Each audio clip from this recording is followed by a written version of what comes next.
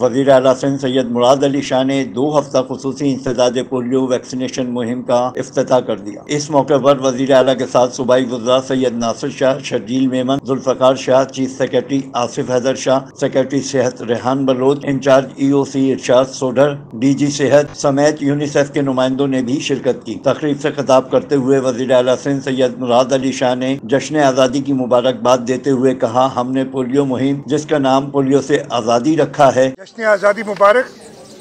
और उसके साथ साथ ये जो हमारी कैंपेन एक्चुअल कल से शुरू हो रही है, जिसका नाम हमने रखा है पोलियो से आज़ादी।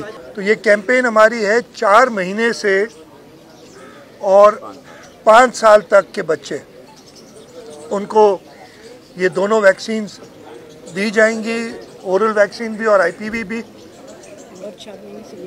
तकरीबन 11 लाख बच्चों का टारगेट है कराची की 85 यूनियन काउंसिल्स में। वज़ीर आला सिंध के साथ सूबाई वज़ीर सेहत डॉक्टर अज़ला फजल पेचहू, सीनियर वज़ीर शर्जील मेमन, वज़ीर तवानाई नासिर हुसैन शाह और वज़ीर सकाफत जुल्फ़कार शाह ने भी बच्चों को पोलियो के खतरे पिलाए। Afzal Khan, C110 news, Karachi.